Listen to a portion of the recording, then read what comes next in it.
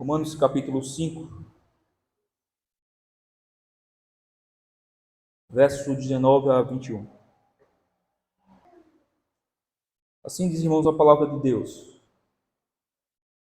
Porque como pela desobediência de um só homem, muitos se tornaram pecadores, assim também, por meio da obediência de um só, muitos se tornarão justos. Sobreveio a lei para que avultasse a ofensa, mas onde abundou o pecado, superabundou a graça. A fim de que, como o pecado reinou pela morte, assim também reinasse a graça pela justiça para a vida eterna, mediante Jesus Cristo, nosso Senhor. Hoje nós iremos estudar sobre a graça de Deus. É o tema de hoje, a graça de Deus. É um assunto que a gente está muito acostumado a falar, familiarizado com o termo. Toda hora estamos falando de graça, de graça, de graça, a graça de Deus, a misericórdia de Deus. Mas vamos hoje pensar e meditar um pouco mais a respeito desse assunto que é familiar nosso, mas que é extremamente necessário sempre continuar ouvindo, porque é segurança para nós. Como disse o apóstolo Paulo aos Filipenses. Certo? A graça de Deus. Irmãos, a palavra graça significa favor imerecido. Algo que ele nos confere, do qual nós não merecemos.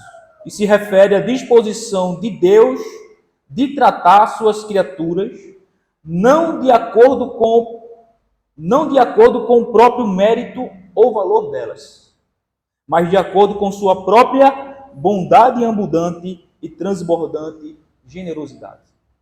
Então Deus trata suas criaturas não baseado nas criaturas, mas fundamentados, baseado em quem Ele é.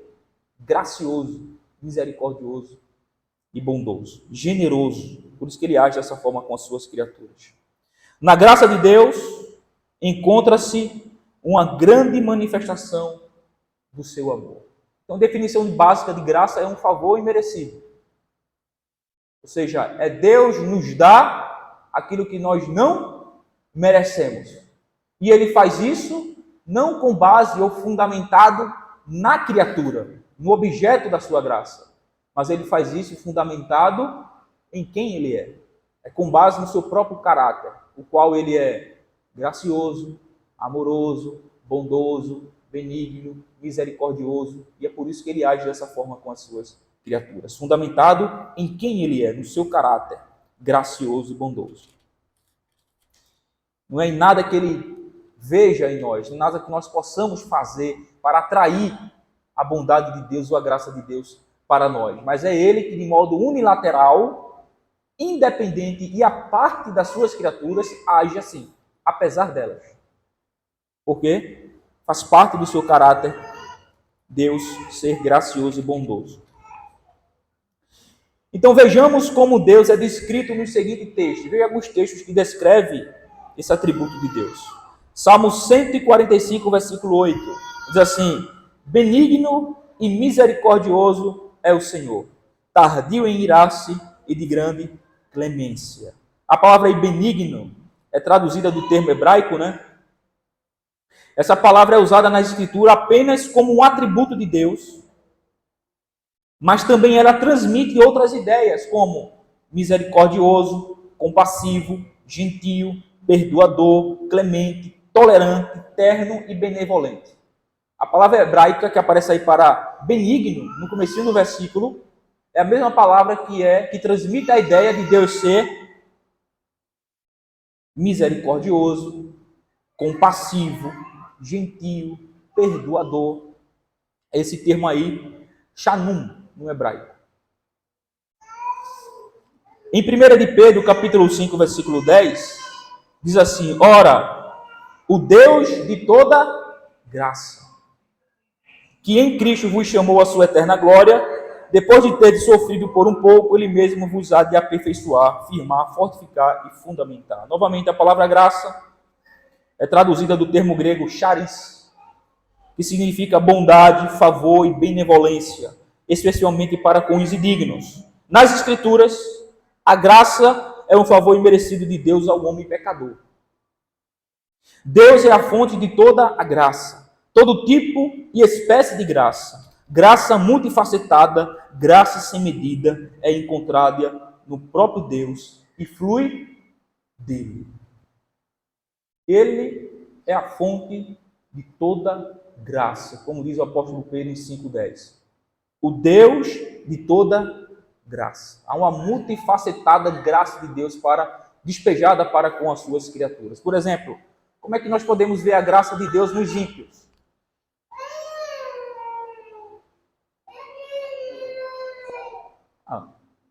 Ele faz o sol se levantar sobre justos e injustos. Ele faz chuvas cair para beneficiar justos e injustos. Ele alimenta justos e injustos. Ele providencia o pão de cada dia para justos e injustos. Ele dá saúde para justos e injustos. Ele dá trabalho para justos e injustos. E aí poderíamos falar vários exemplos da manifestação, da multifacetada graça de Deus sobre as suas criaturas. Até mesmo para com seus inimigos, para com os ímpios. E a graça, é a graça comum, né? A gente chama de graça comum na teologia. E a graça especial, que é essa graça que ele dispensa para com os eleitos, em que atribui-lhe a salvação, o perdão, a reconciliação com ele. Agora veja a atitude. Se a graça emana e faz parte do próprio caráter de Deus, naturalmente ele vai agir em conformidade com o seu caráter. Veja as atitudes graciosas da parte de Deus para com o seu povo. Em Isaías 30, 18. Diz assim: por isso o Senhor espera para ter misericórdia de vós e se detém para se compadecer de vós. Porque o Senhor é Deus de justiça, bem-aventurado todos os que nele esperam. Veja que esse texto fala de como Deus age para com o seu povo. Com paciência, que é uma demonstração da sua graça, com misericórdia, com complacência, com clemência. O contexto dessa passagem é a rebelião do povo de Deus. O contexto da passagem de Isaías 30. Eles abandonaram sua confiança em Deus e entraram em uma aliança pecaminosa com o Egito. Mas Deus retardou sua punição para lhes dar uma oportunidade de se arrepender e voltar para ele. Deus fez isso porque não é como o seu povo infiel. Ele é um Deus justo, fiel às suas promessas. Então a palavra aí, misericórdia, significa ser gracioso ou mostrar favor. No contexto do relacionamento de Deus com os homens, refere-se sempre a um favor imerecido. Então veja aqui esse contexto de Isaías. Está o povo de Deus em rebelião contra ele, abandonou a aliança, fez aliança com o Egito, se envolveu com os ímpios, em seus pecados, em suas imoralidades. E o texto vai dizer que o Senhor espera para ter misericórdia de vós e se detém para se compadecer de vós. Se detém de quê? De trazer a punição, derramar a sua ira. Porque o Senhor é Deus de justiça, bem-aventurado todos que nele esperam. Então está Deus, por ser gracioso, misericordioso, compassivo, esperando, tardando o derramar da sua ira sobre o seu povo, a fim de que o seu povo reconheça o seu pecado e se volte para ele em arrependimento e em fé, reconciliando-se com ele. Então a gente vê também nisso também a graça de Deus para com o seu povo, em ele ser paciente, misericordioso, esperando que o seu povo se arrependa e se volte para ele. Agora, de acordo com João, no capítulo 1, versículo 14 e no versículo 16 e 17, quem é a maior manifestação da graça de Deus? Vamos abrir em João. João 1, o Evangelho de João, capítulo 1, versículo 14, depois versículo 16 e 17.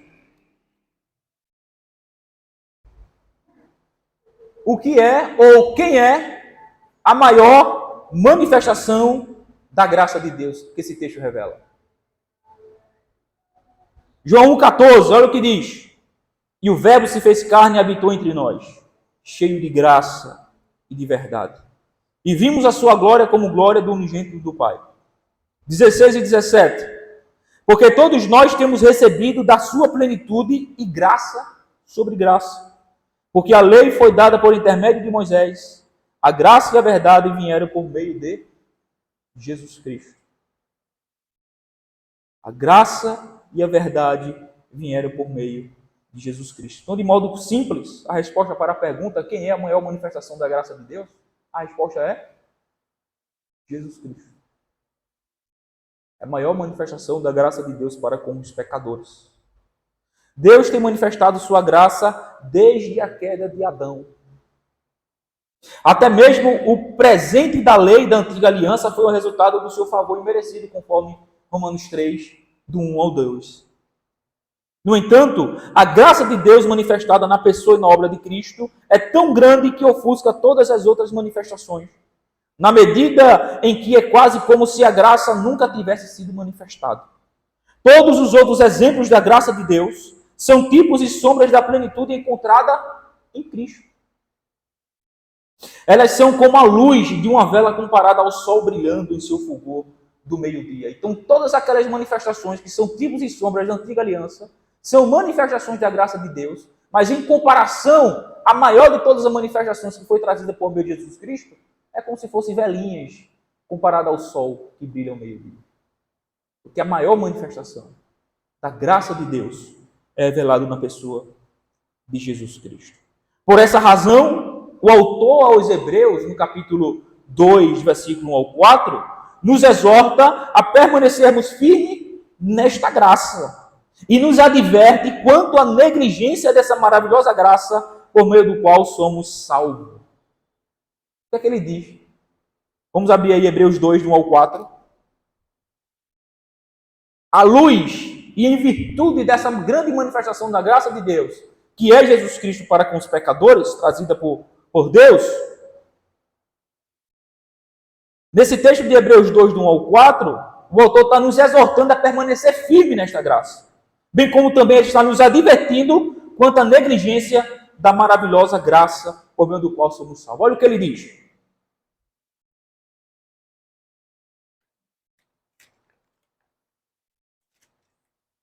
Hebreus 2, do 1 ao 4. Olha o que ele diz. Abri errado. Por esta razão, importa que nos apeguemos com mais firmeza às verdades ouvidas, para que delas jamais nos desviemos. Se, pois, se tornou firme a palavra falada por meio de anjos, e toda transgressão ou desobediência recebeu justo castigo, como escaparemos nós se negligenciarmos tão grande salvação, a qual, tendo sido anunciada inicialmente pelo Senhor, foi-nos depois confirmada pelos que a ouviram, dando Deus testemunho justamente com eles, por sinais, prodígios e vários milagres, e por distribuições do Espírito Santo segundo a sua vontade. Ele está falando a respeito de quem? Do Evangelho revelado na pessoa de Jesus Cristo, trazido por meio da pessoa de Jesus Cristo, mostrando que Jesus Cristo é maior do que os anjos, é o que ele vai tratar no capítulo 1 de Hebreus. Jesus é superior aos anjos, e ele trouxe uma maior manifestação da graça de Deus oferecida no Evangelho. Então, se aqueles que negligenciaram e rejeitaram, quebraram a aliança lá com Moisés, por meio do qual foi trazida pelos anjos, né? Moisés como sendo o mediador da antiga aliança, e ele receber a justa punição, são dignos de justa punição. Imagina nós se negligenciarmos tão grande salvação trazida pela graça manifestada através de Jesus Cristo. Imagina se a gente negligenciar tão grande salvação. Existe um maior merecimento de juízo da parte de Deus sobre os pecadores que negligenciar ou que rejeitar a maior manifestação da graça de Deus, Jesus Cristo, o Evangelho. Por essa razão, que ele nos exorta a permanecer firme e nos adverte quanto à negligência dessa maravilhosa graça. Se negligenciarmos, quão grande juízo sofreremos. O texto clássico que define a salvação de Deus em relação aos homens pecadores, qual é? O clássico texto, Efésios, né?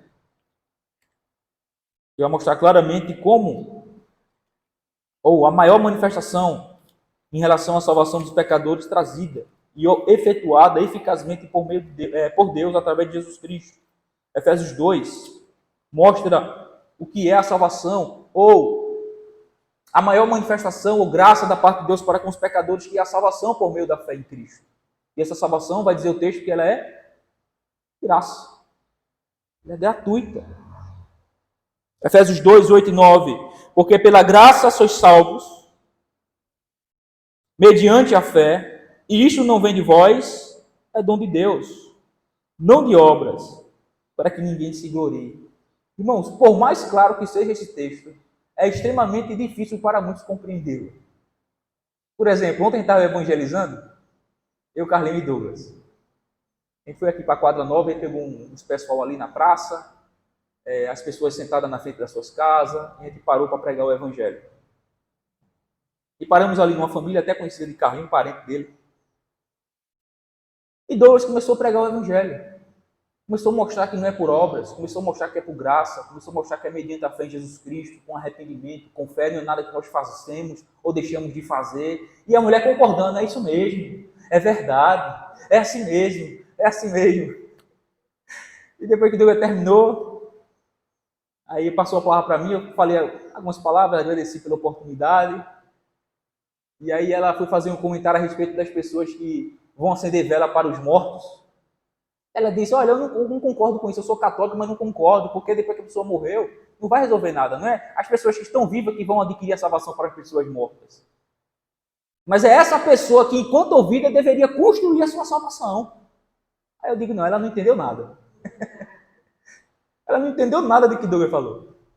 Aí foi necessário que eu, com um jeitinho, mostrasse a ela que o que Douglas tinha acabado de falar a ela era a respeito da salvação, que não é por mérito de ninguém. Não é por nada que ela faça ou deixe de fazer. Não é pelos seus esforços. Mas é um dom de Deus, é graça de Deus. Essa é a razão pela qual Cristo veio. Salvar nós, pecadores. Porque nós não podemos salvar a nós mesmos.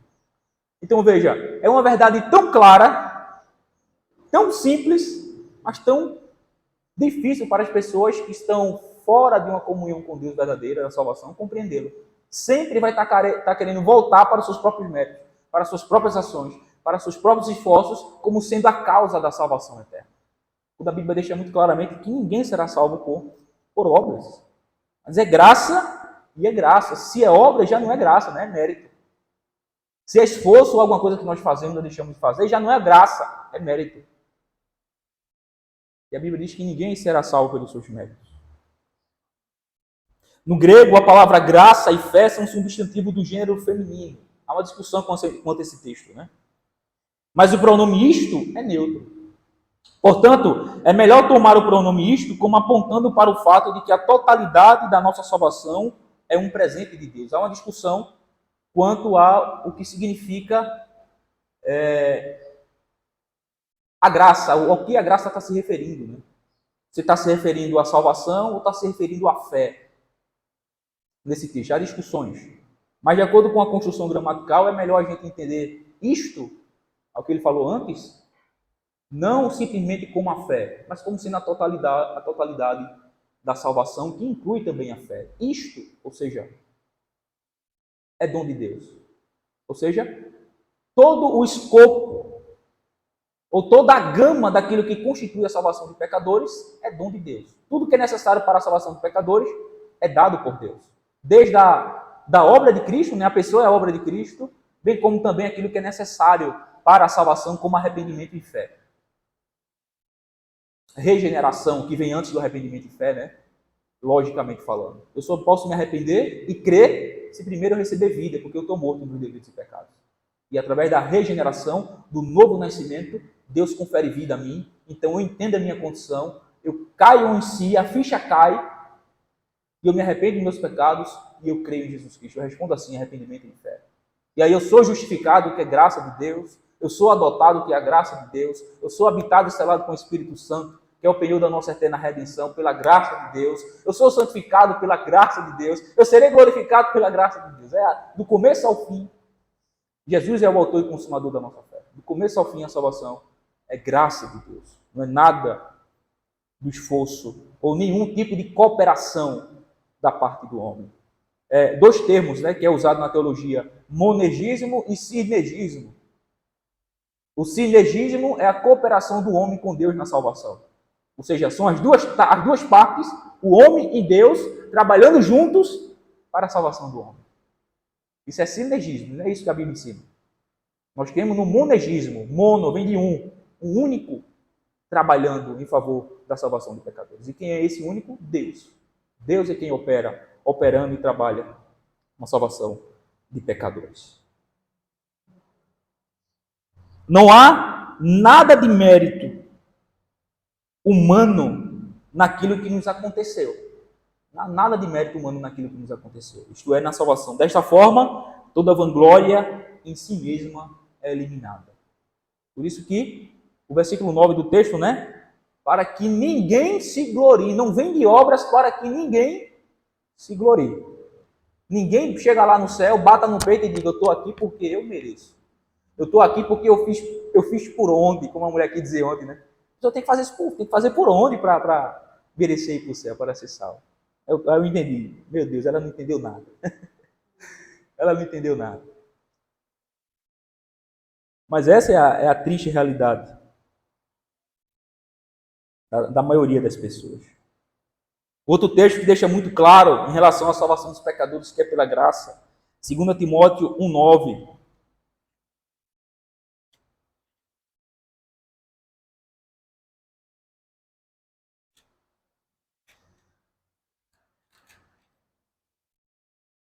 Segunda Timóteo 1,9 é o que diz, que nos salvou e nos chamou com santa vocação. Aí ele enfatiza, Paulo dizendo assim, ó, não segundo as nossas obras. Veja que coisa clara como a luz do sol. Ele nos salvou e nos chamou com santa vocação. Paulo está se referindo ao ministério pastoral. Além de Deus ter salvado eles, também chamou Paulo e Timóteo para o ministério pastoral, a pregação da palavra. E ele vai dizer, não segundo as nossas obras,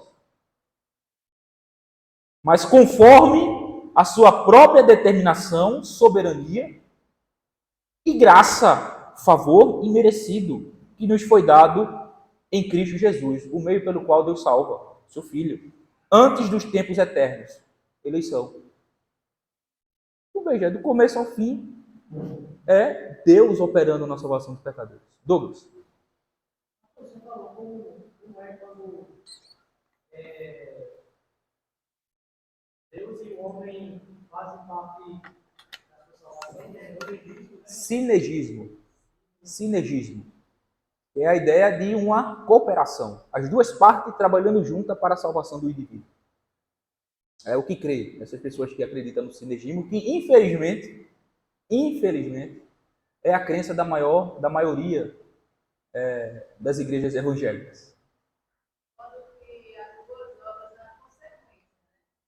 As boas obras, que é responsabilidade nossa, não é a causa da salvação, mas é o efeito dela, é a consequência. E ela não coopera em nada na nossa salvação, ela apenas testifica de que somos salvos, né? Fé e obras. A fé sem obras ela é morta. Então as obras vai confirmar, testificar da minha fé, da minha salvação. Não vai ser a causa dela. Então, Douglas, sinergismo é quando duas partes trabalham juntos, cooperam na salvação do indivíduo. E tem o monergismo, que é uma única parte, isto é, Deus, que a trabalha, que opera eficazmente na salvação do pecador. Exato. Exato. Irmã Verônica. Que os apóstolos nos deram a oportunidade de ensinamento dado por Jesus, e logo então, quando a Roma percebeu que não tinha como vencer, aí ele resolveu se apropriar desses ensinamentos, e aí ele deturpou, trocou a ordem e fundamental importância. Você não batalha com suas obras para desenvolver a sua fé. A sua fé, identificada no coração, é vigorada pelo Espírito Santo. Por isso, você sente a necessidade de ser salvo e a obrigação de praticar as suas obras. De antemão, o Senhor preparou para que os salvos estudassem nela. Exatamente. Essa é a diferença que o cristão vai fazer na sociedade. Enquanto a Igreja Católica implantou neles uma forma de aprisioná-los,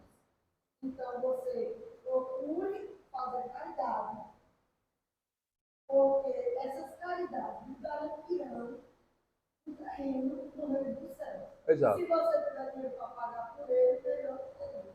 Pois é, as indulgências. Pela qual nosso irmão Lutero fez toda a batalha. Pois é.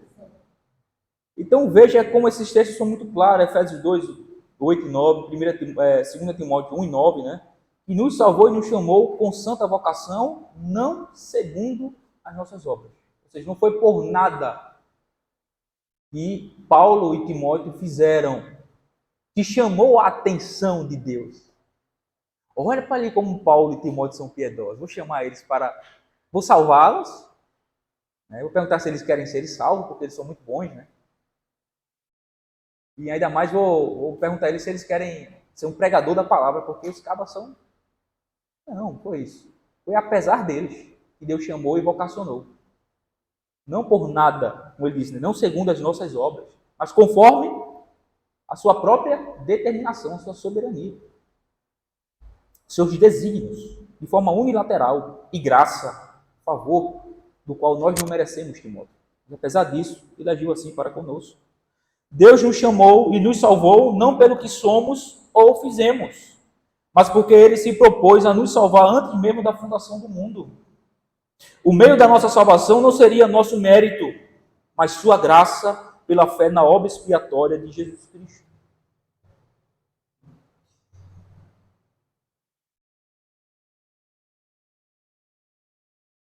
Tem um paralelo aqui que a gente pode ver em Deuteronômio 7, versículos 7 e 8. Moisés declarou: não vos teve o Senhor afeição, nem vos escolheu porque fosseis mais numerosos do que qualquer povo, pois erais o menor de todos os povos. Mas porque o Senhor vos amava. Porque Deus colocou seu amor sobre Israel? Não porque eles eram os bambambam, os melhores, os mais fortes, os mais santos, os piedosos. Mas porque ele decidiu amá-los, apesar deles. Em outras palavras, o Senhor ama seu povo porque ele se propôs a nos amar. Seu amor por nós é inteiramente um ato de graça. Não é nada que ele viu em nós. Então, irmãos, a salvação é pela graça. Não é por mérito. Não é por mérito. Graça e graça somente. Não é se nós somos afinco no culto, apesar de ser responsabilidade de obedecer. Não é porque nós procuramos obedecer à lei de Deus. Não é porque nós fazemos caridade. Não é porque nós demos nosso dízimo. Não é por causa de nada disso que é a causa da nossa salvação. Todas essas coisas podem e devem ser o efeito da nossa salvação. Porque aquele que é salvo vai caminhar e andar em boas obras, em novidade de vida, de modo digno do Evangelho, em obediência a tudo aquilo a todos os preceitos e requisitos morais daquilo que Deus estabelece na sua palavra, para que o seu povo ande nele. Uma demonstração da graça salvadora, o qual alcançou a sua vida. É o efeito da salvação, não a causa dela. Ok? Agora precisamos responder uma pergunta. Qual é o propósito? Qual o propósito de Deus, por graça, salvar os pecadores? Qual o propósito disso? Efésios 1:6 vai mostrar um dos propósitos pelo qual Deus salva os pecadores pela graça. Efésios 1:6 diz assim: para louvor da glória da sua graça, que ele nos concedeu gratuitamente no amado. O grande propósito de Deus em salvar homens pecadores é a manifestação de seu favor imerecido, levando ao louvor de seu nome. Literalmente, Deus nos agraciou com graça, com o propósito de que ele mesmo seja glorificado. Bom, quando alguém de fato é salvo, entende o que Deus fez por ele e nele, através de Jesus Cristo, não tem como desembocar em uma vida de gratidão a Deus. Não tem como deixarmos de atribuirmos louvor, adoração a este Deus tão gracioso e amoroso que tanto fez por nós. Isso é a consequência natural na vida daqueles que foram alvo da graça de Deus, que são alvos da graça salvadora de Deus. Isso vai redundar necessariamente em louvor, adoração e bendizer ao nome daquele que tanto nos amou e nos salvou por meio do seu Filho. É uma consequência, um efeito natural daqueles que foram alcançados pela graça salvadora de Deus. Ele sempre vai louvar, ele sempre vai ser agradecido, ele sempre vai bendizer e ele sempre vai empenhar forças, não para ser salvo, mas porque é salvo e existe essa luta entre a carne e o espírito para agradar aquele que o salvou. Agradar aquele que o salvou. Para honrar aquele que o salvou. É uma história que ilustra bem, muito bem isso, né? Eu já contei aqui em um sermão. E é a história de um homem muito rico nos Estados Unidos, que quando ele volta da corrida do ouro, ele passa por uma cidade, ele volta de trem, e passa por uma cidade que era comum, isso aconteceu no século XIX. Era comum ter lá comércio de escravos.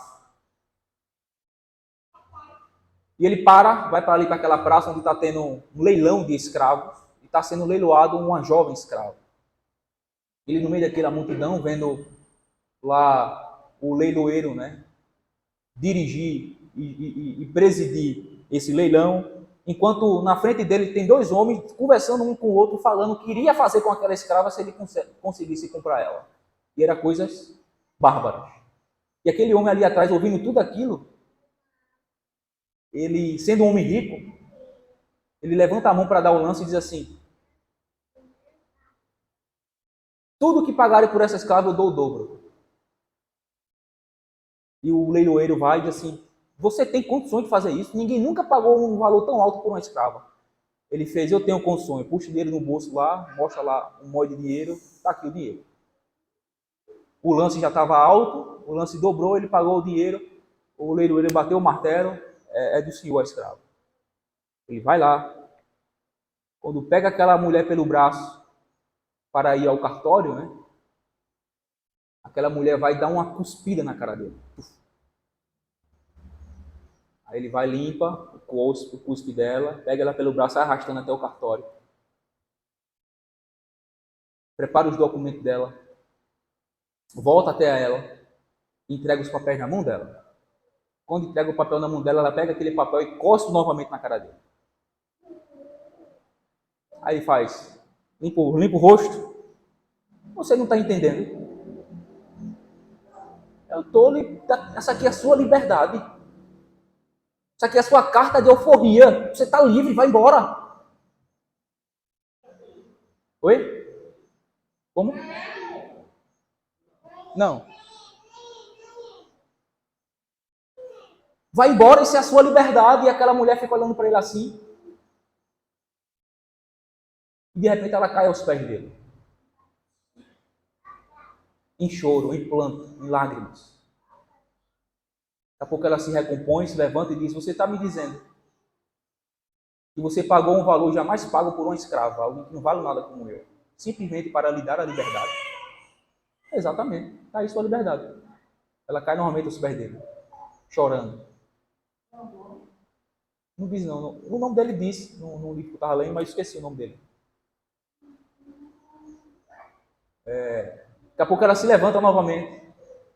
E sabe qual é o pedido dela? Senhor, se tu me amaste a tal ponto, eu quero te fazer um único pedido. Peça, deixa eu ser a sua escrava para sempre. Descrevi o que uma pessoa faz quando entende o que Deus fez por ele. A gente voluntariamente se coloca como escravo de Deus, alegre e contentemente, reconhecendo o grande amor dele por nós. Essa história ilustra bem o que é a salvação, quando nós entendemos isso. Nós voluntariamente nos lançamos aos pés de Cristo dizendo assim: Senhor, tu nos amaste a tal ponto que o valor que tu pagaste foi a tua própria vida, tu morreu por mim para me salvar? Exato. Para me dar liberdade? Exato. Não, eu quero ser teu escravo. Quero te servir para sempre. Quero louvar e bendizer ao Senhor para sempre. Eu quero estar na tua presença. Eu quero servir ao Senhor. Eu quero honrar a ti. Eu quero glorificar o teu nome. É isso.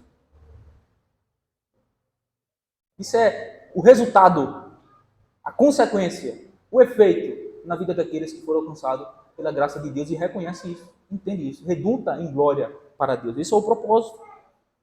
Outro motivo, outro propósito é Efésios 2:7, para mostrar nos séculos vindouros a suprema riqueza da sua graça em bondade para conosco em Cristo Jesus. A manifestação da graça de Deus no crente só aumentará a magnitude ao longo das longas eras da eternidade. De fato, a bondade de Deus para com seu povo em Cristo Jesus será colocada diante de toda a criação como a principal exposição ou demonstração das riquezas superabundantes da sua graça. Ao longo de toda a eternidade, toda a criação aprenderá como verdadeiramente é o Deus gracioso, observando sua contínua bondade para com o seu povo.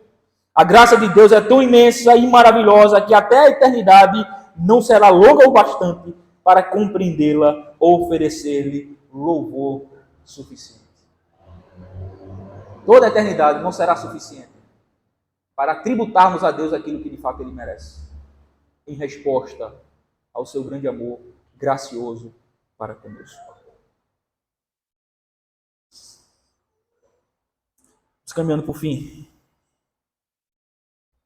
Agora, como é que nós devemos responder à graça de Deus revelada e trazida através de Jesus Cristo, o Evangelho? Qual deve ser a nossa resposta diante de tamanha graça, de tamanho amor? Romanos 6, versículo 1 ao 2. Romanos 6, 1 ao 2. Que diremos, pois? Permaneceremos no pecado para que seja a graça mais abundante? De modo nenhum. Como viveremos ainda no pecado, nós, o que para ele morremos? Como deve ser a nossa resposta em face à graça de Deus, à bondade de Deus para conosco? Alguns podem então concluir, como muitos concluem. Uma vez que somos salvos pela graça de Deus e não por obras, é aceitável continuar vivendo o pecado. Ou pior ainda, aumentar nossas práticas pecaminosas para que a graça de Deus se torne mais evidente. Isso é totalmente contrário à vontade de Deus e ao propósito da graça. É comum, né? Eu já vi muitas vezes, quando ele começa a falar do Evangelho, já discuti algumas vezes com alguns irmãos que professam fé em Cristo e algumas outras denominações no passado. E quando ele vai expondo, é graça, não é nada que fazemos, não é nada com mérito, é graça. E a conclusão que ele chega qual é? Ah, então se é graça, não é nada que eu faça, então eu vou viver a vida que eu posso, que eu bem entenda, do jeito que eu quero. Mas a Bíblia diz, não é dessa forma que nós respondemos à graça de Deus sobre nós, trazida por Cristo no Evangelho. Como é? Morreu para o pecado. Essa graça nos matou para o pecado, nos libertou do poder dele. Agora vivemos em novidade de vida para a glória de Deus, não mais no pecado. Afinal de contas, essa graça salvadora que inclui a regeneração mudou o nosso ser, o nosso coração morto e pecaminoso, e nos deu um coração vivo e ativo para vivermos para Deus. Aquilo que eu amava, o pecado, no meu estado caído, eu agora não amo mais, eu amo a lei de Deus e a vontade dele. Houve uma mudança radical, não é simplesmente uma compreensão intelectual, mas houve uma mudança de afeições no nosso coração. Nosso coração foi mudado, foi transformado. Eu sou um novo ser, uma nova criatura em Cristo, um novo Alan, uma nova pessoa. Eu não sou mais aquele porco que vivia na lama e me deleitava nisso. Paul Washer, ele descreve a conversão assim: se tem ali um bocado de lixo, carniça, e você põe ali um bife mais bonito possível, e aqui você soltar um porco, ele vai para onde? Ele vai para o lixo, porque a natureza dele é ir para o lixo. Mas de repente esse porco é transformado em uma ovelha. Ele não vai para o lixo. Vez ou outra, ele pode ter uma recaída e comer algumas coisas do lixo, mas ele não permanece lá porque ele cai em si. Não, isso não sou eu, nem é a minha natureza mais. Então é uma transformação, é um milagre a salvação. Então, como permaneceremos no pecado? Nós que morremos para ele, e essa é a nossa resposta primária que devemos dar em frente à graça de Deus na nossa vida, se de fato fomos alcançados pela graça salvadora dele. Se você é salvo, essa é a resposta que nós devemos dar. Não viver ou permanecer no pecado, mas antes lutar contra ele e vivermos em santidade, em piedade, em novidade de vida, para a glória de Deus. Porque um dos efeitos da salvação é esse. Vivemos nosso coração mudado.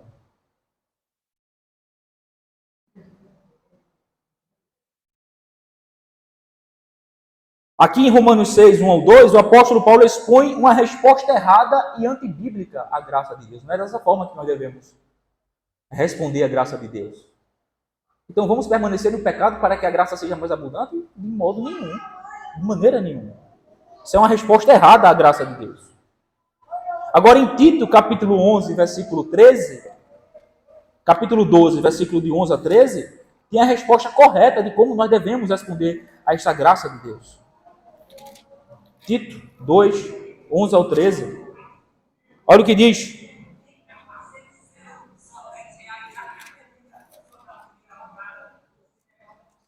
Porquanto a graça de Deus se manifestou salvadora a todos os homens, educando-nos para que, renegadas as impiedades e as paixões mundanas, vivamos no presente século sensata, justa e piedosamente, aguardando a bendita esperança e a manifestação da glória do nosso grande Deus e Salvador Jesus Cristo. Essa forma que nós devemos responder.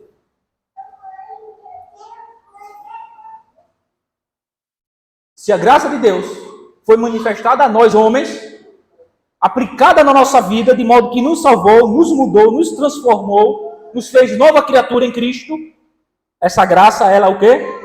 Nos educa, nos capacita, para que, renegadas as impiedades e as paixões mundanas. Essa graça nos capacita a renegar a impiedade e as paixões mundanas. É isso que ela vai operar na nossa vida.